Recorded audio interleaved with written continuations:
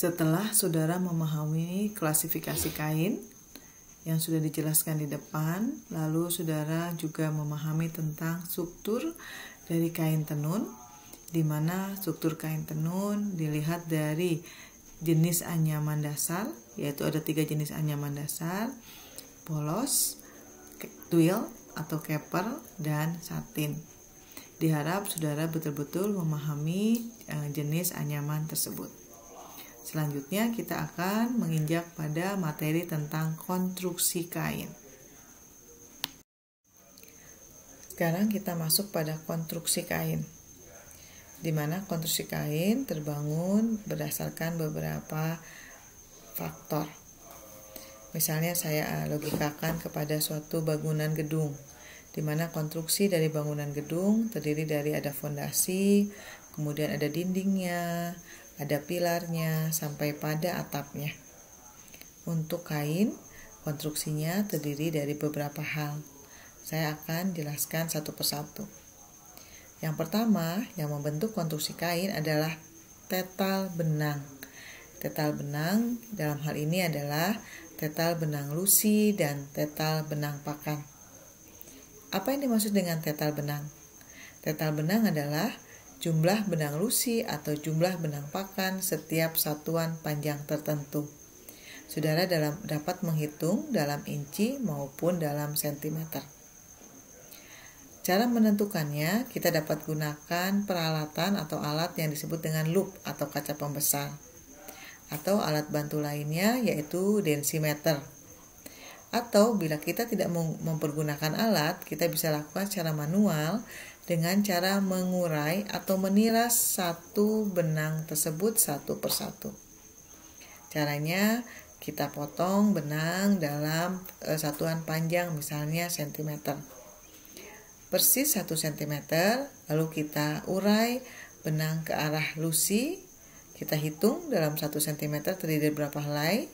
Kemudian kita hitung juga dengan cara meniras berapa helai benang pakannya. Itu yang disebut dengan tetal benang. Tetal benang lusi maupun tetal benang pakan. Setelah kita bisa menghitung tetal, jumlah benang lusi dan jumlah benang pakan, kita juga harus dapat menghitung krim. Krim yaitu perubahan panjang benang karena adanya silangan-silangan benang pada kain. Yang akan kita bahas adalah kain tenun. Di sini disebutnya adanya silangan seperti dikemukakan di awal.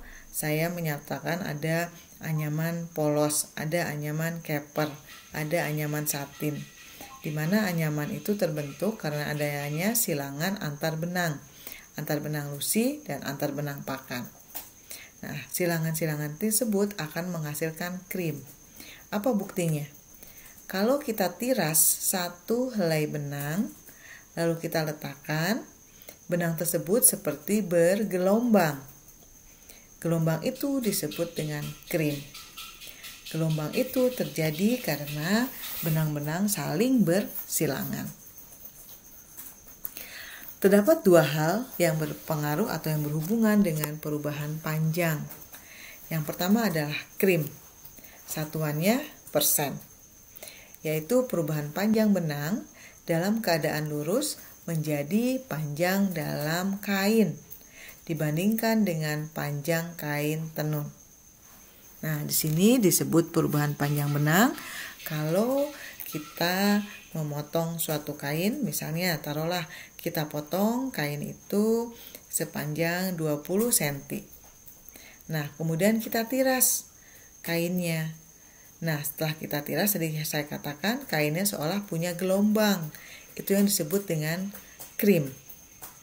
Lalu coba kita tekan benang yang ada krimnya, seolah-olah kita luruskan krimnya. Tapi tidak usah dengan ditarik benangnya, tapi hanya semut saja, lembut saja, hanya menghilangkan krimnya saja. Sehingga akan terjadi perubahan panjang benang. Ya, jadi krim adalah perubahan panjang benang dalam keadaan lurus. Ya, jadi yang tadi diluruskan menjadi panjang dalam kain. menjadi panjang dalam kain karena ada gelombang tadi, karena ada krim, panjangnya menjadi lebih kecil dibandingkan dengan panjang kain tenun. Panjang kain tenun adalah panjang dari kain awal tersebut. Itu kita akan menghitung krim. Kemudian kita juga akan menghitung take up. Take up adalah perubahan panjang benang dalam keadaan lurus menjadi panjang dalam keadaan kain dibandingkan dengan panjang benang dalam keadaan lurus. Jadi di sini yang saudara lihat adalah angka pembandingnya ya. Yang satu dibandingkan terhadap panjang kain tenun, krim. Yang satu take up dibandingkan dengan panjang benang dalam keadaan lurus.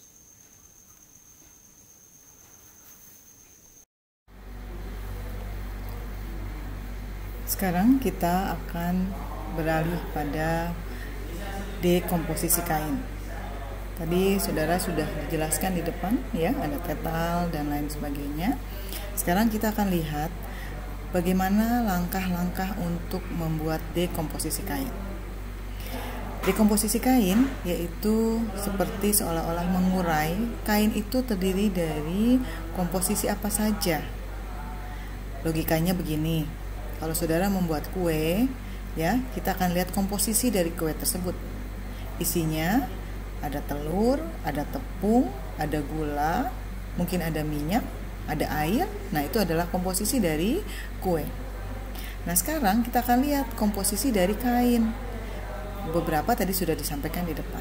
Ya, ada tetal, ada krim, ya, ada take up. Nah, ini saya akan menjelaskan tentang langkah-langkah kerja ketika kita melakukan dekomposisi kain. Sebetulnya ini sudah saudara lakukan ketika saudara praktek desain, atau saudara nanti juga akan melakukan lagi pada praktek evaluasi kain. Ya, yang pertama adalah saudara menentukan arah lusi dan pakan. Saya harap saudara sudah sangat paham arah lusi dan arah pakan dari suatu kain. Apabila saudara memegang kain dalam lebar kain, itu akan mudah menentukan arah lusi dan pakannya. Lihat saja pinggiran kainnya. Ya, kalau selebar kain itu adalah arah pakan. Sepanjang kain adalah arah lusi. Sekarang pertanyaannya, bagaimana kalau kainnya ada di tengah atau kainnya hanya berukuran 20 x 20 atau 25 x 25? Nah, saudara harus bisa menentukan mana arah lusi, mana arah pakan. Cara yang paling mudah adalah kita terawang. Kita lihat dari sinar ya, dari arah cahaya atau ada yang sinar. Nah, di situ ada garis sisir. Saudara masih ingat lusi adalah searah panjang kain, di mana pada proses pertenunan benang-benang lusi dicucuk atau dimasukkan ke dalam sisir. Nah, di mana pada prosesnya setelah menjadi benang itu akan terlihat seolah-olah ada garis tegak. Untuk itu berarti ya, kita sebut dengan arah lusi. Oke. Kemudian yang kedua, untuk arah lusi dan pakan biasanya kita memberikan tanda panah untuk arah lusi. Ya, itu ketentuan yang biasa kita lakukan di laboratorium. Kemudian yang kedua adalah memotong kain dengan ukuran tertentu. Ya, karena kalau kita akan menghitung berat kain, ya, kita bisa mengkonversikan dari kain dengan ukuran tertentu. Biasanya ukurannya bisa 10 x 10. Kalau kainnya agak leluasa bisa 20 x 20 atau bahkan 25 x 25. Tapi kalau di laboratorium biasanya tersedianya terbatas, sehingga bisa 10 x 10 atau mungkin hanya 5 x 5. Yang ketiga adalah menimbang kain yang telah dipotong. Jadi tadi yang sudah kita potong rata 10 x 10 kita timbang. Kemudian yang keempat adalah menghitung teta, lusi, dan pakan.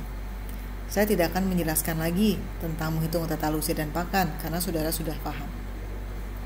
Yang kelima adalah meniras kain untuk mengukur panjang dan berat benang lusi dan berat benang pakan. Nah, setelah menghitung tetal, kita coba tiras masing-masing arah lusi dan arah pakan. Biasanya kita bagi dua di sisi-sisinya, sehingga kalau kita akan membutuhkan 10 helai, kita ambil dari sisi kanan 5 helai, kita ambil sisi kiri 5 helai.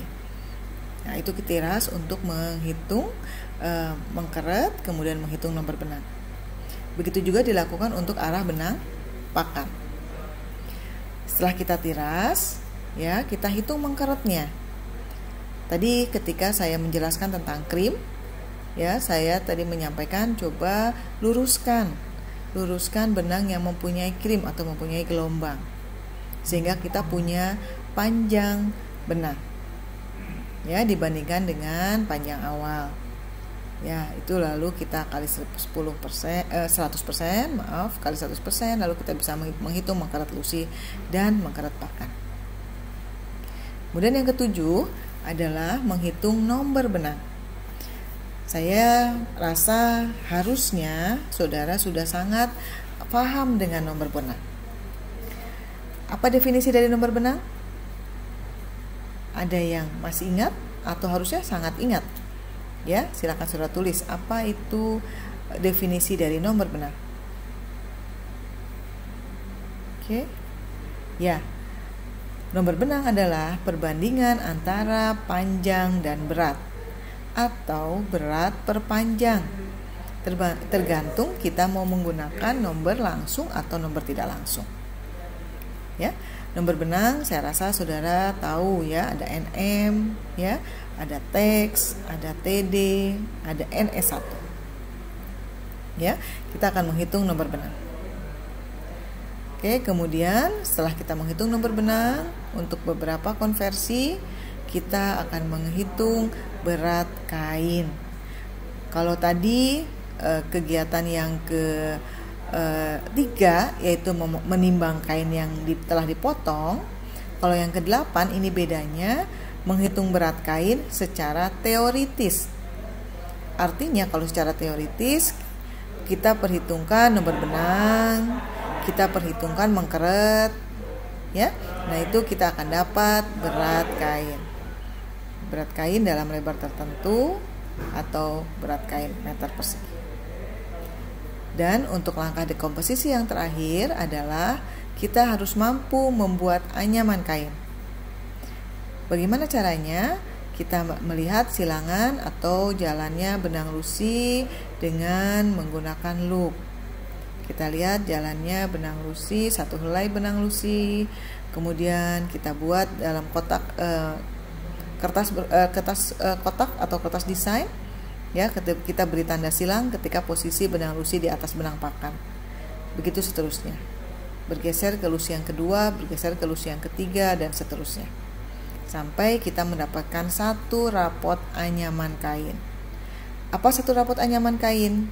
Yaitu gerakan benang yang berulang. Ya, jadi gerakan benang yang berulang.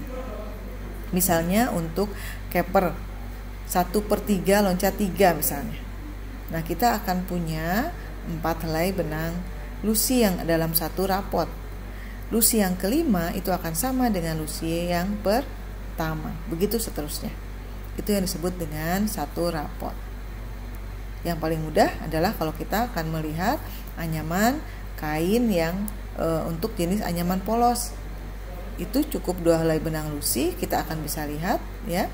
Lalu dia akan berulang lagi untuk lusi yang ketiga akan sama dengan lusi yang pertama. Lusi yang keempat akan sama dengan lusi yang kedua. Begitu seterusnya. Nah, saudara-saudara sekalian, saya rasa saudara harus sudah sangat menguasai kegiatan atau langkah-langkah kerja untuk membuat dekomposisi kain. Karena ini bukan yang pertama saudara melakukan hal ini.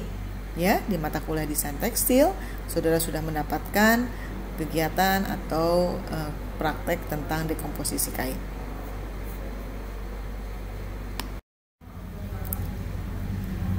Penjelasan tentang dekomposisi kain itu berdasarkan dari SNI. Kita punya SNI tentang konstruksi. SNI nomor SNI ISO 7211/2 tahun 2010. Nah, SNI ini tertulis jelas tekstil, kain tenun, konstruksi. Kemudian dengan menggunakan metode analisa. SNI ini mempunyai 5 bagian terpisah untuk proses atau metodologi analisa konstruksi. Bagian pertama berisi tentang cara menggambar anyaman dan rencana tenun. Kemudian bagian yang kedua itu adalah cara uji tetal benang persatuan panjang. Kemudian bagian yang ketiga adalah dengan uji krim benang dalam kain. Bagian yang keempat itu masih sedang disusun. Kalau saya tidak salah tentang twist situ. Kemudian bagian yang kelima adalah cara uji nomor benang yang diambil dari kain. Jadi saudara sekalian, ketika kita melakukan pengujian, kita punya acuan, yaitu kita punya standar. Ya, untuk kegiatan atau untuk pengujian konstruksi kain, SNI-nya adalah SNI ISO 7211-2 tahun 2010.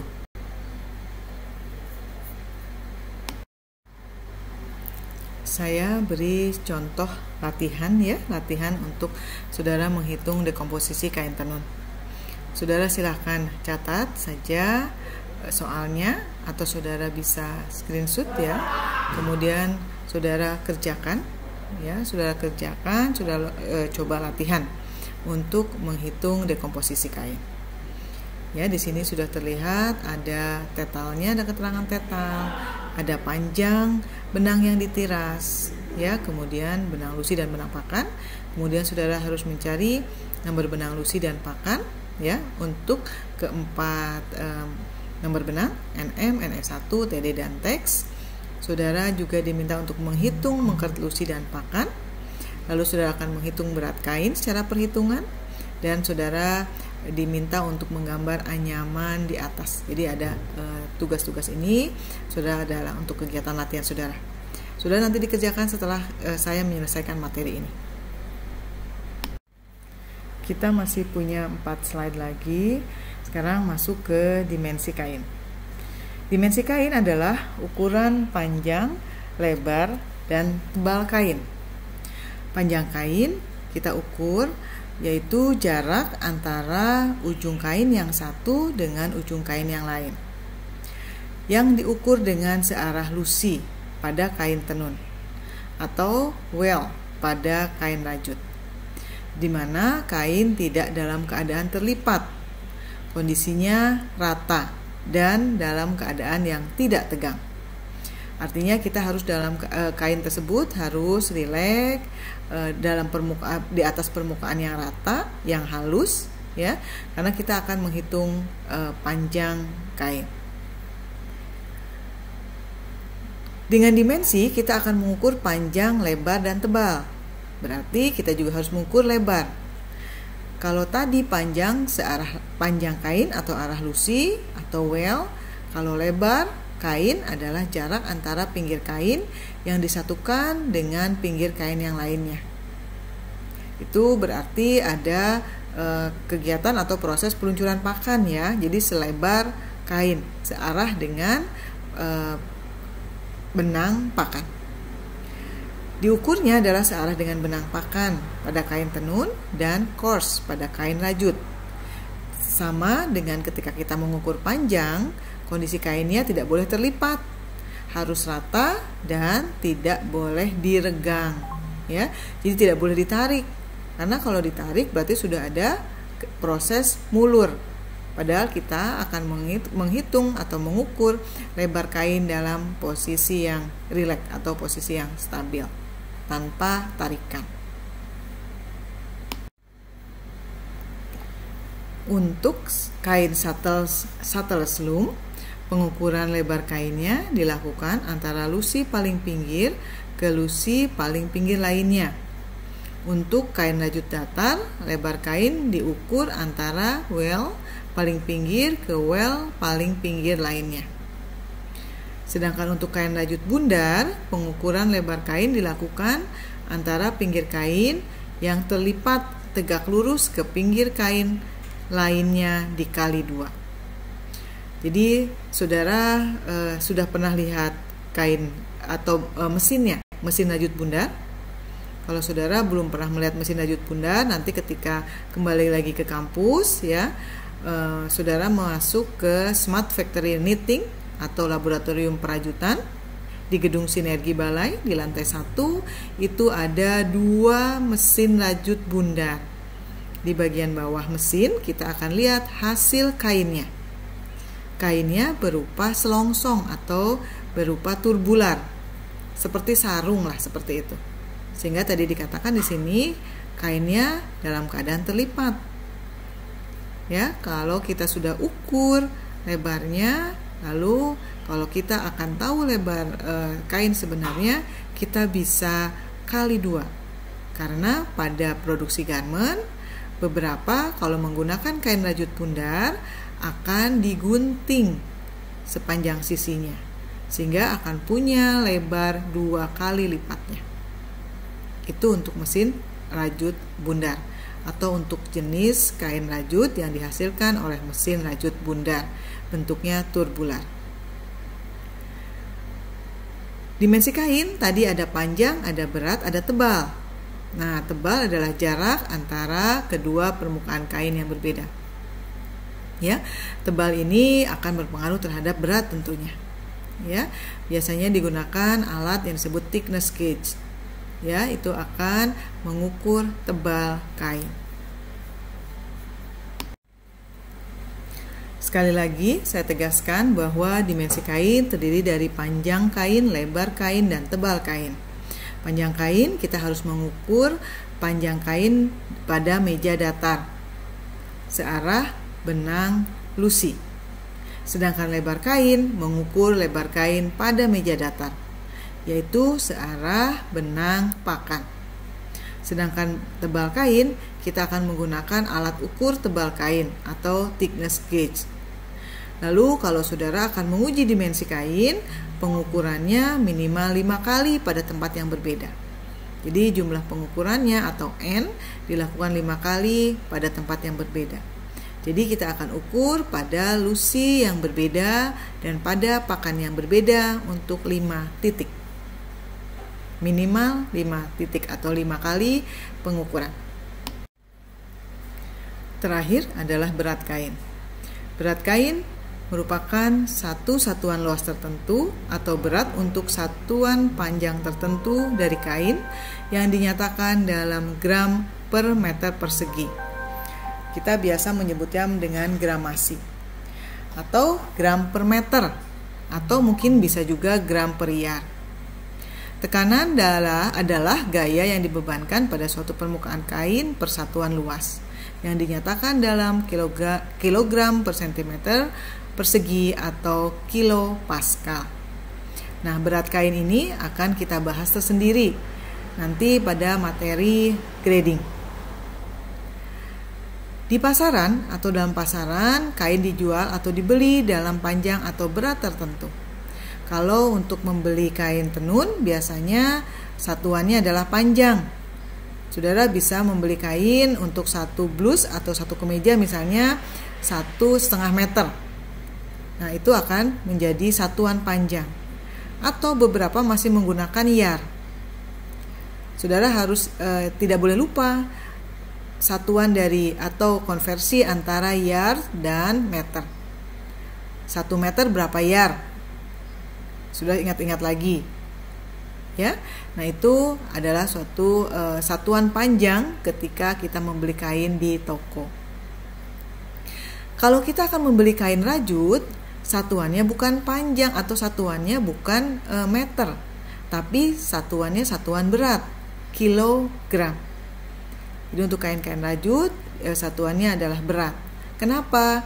Karena rajut punya daya elastisitas yang tinggi, sehingga ketika diukur panjang mungkin akan mulur, sehingga tidak pada kondisi yang sebenarnya. Sehingga kalau rajut diukurnya atau pembelian dalam satuan berat. Unit panjang biasanya dalam bentuk potongan atau pieces yang panjangnya macam-macam. Jadi satu roll kain atau satu gulungan kain ya, beratnya atau panjangnya bermacam-macam.